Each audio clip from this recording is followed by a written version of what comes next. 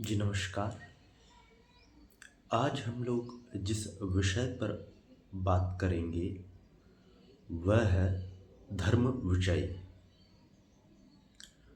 धर्म विषय जो श्रमण ज्ञान परंपरा है उसमें बौद्ध दर्शन के जो सप्त बौद्धांग है उनमें से एक है। और धर्म विषय मनुष्य का वह विवेक है जिसके माध्यम से वह सत्य का परीक्षण करता हुआ आगे बढ़ता है। जब कभी हमारे सामने कोई भी तथ्य, घटना या ऐतिहासिक विवरण प्रस्तुत किए जा रहे होते हैं तब हम यदि उन्हें बिना परीक्षण के स्वीकार कर लेते हैं तो हम किसी भी जो सुनियोजित षड्यंत्र हो सकता है, आपको उलझाने का प्रयास हो सकता है या फिर आपके शोषण को जो द्वार खोलता है आपके शोषण के लिए, उसका भी कारण बन सकता है। और यह कब होगा? जब हम भ्रामक तथ्यों को स्वीकार कर लेंगे। इसीलिए तथ्यों का जो परीक्षण है वह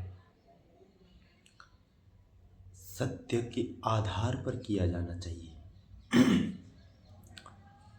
और कोई भी तथ्य यदि 3 स्तरों पर परीक्षित कर लिया गया है या वह इनमें खरा उतरता है तो वह सत्य होगा। जैसे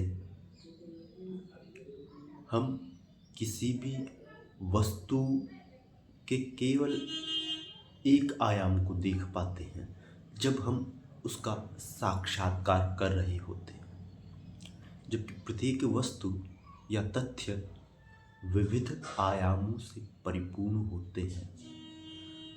जो जैन दर्शन का सिद्धांत है, जिसे शायदवाद या सप्तभंगी सिद्धांत भी कहा जाता है, वह इस अर्थ में मनुष्य जाति को दी गई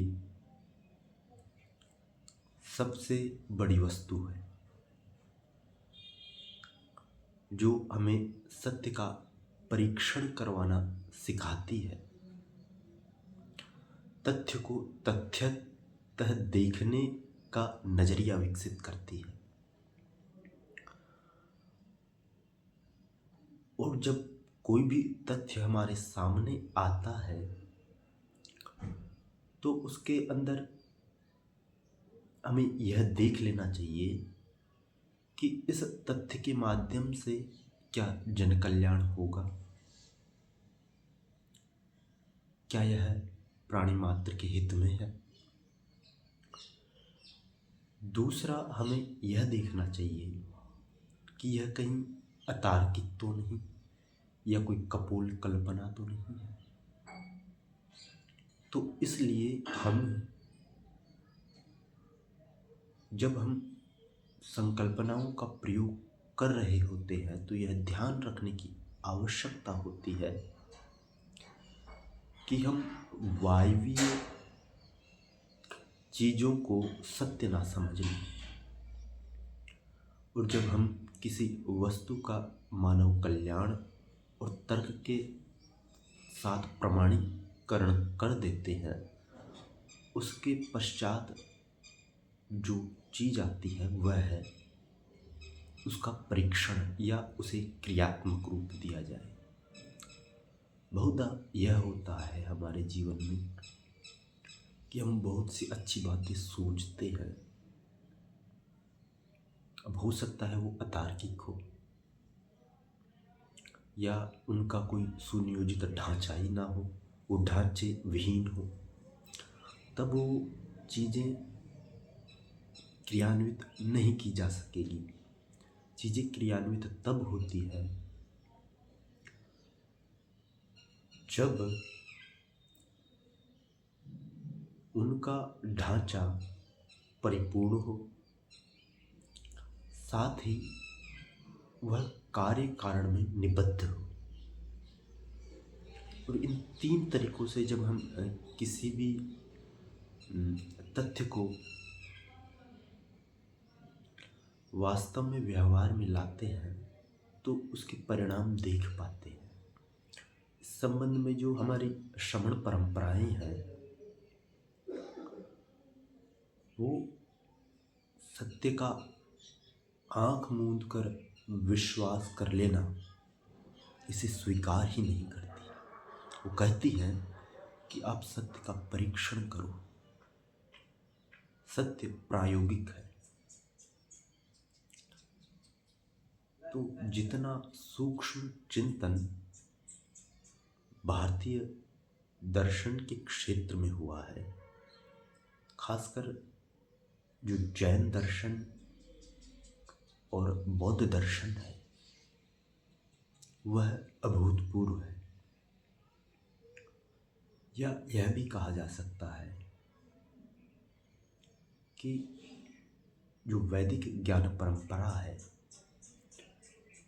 वह साथ में बौद्ध ज्ञान परंपरा और जैन ज्ञान परंपरा तीनों अपृथक हैं। तीनों एक ही भूमि पर विकसित होती हैं और तीनों एक ही भूमि पर विकसित होती हुई एक दूसरे को प्रभावित भी करती हैं। तो इनमें विरोध दिखाना या विरोध दिखाने के प्रयास करना, यह हमारी समझ की संकुचितता होगी।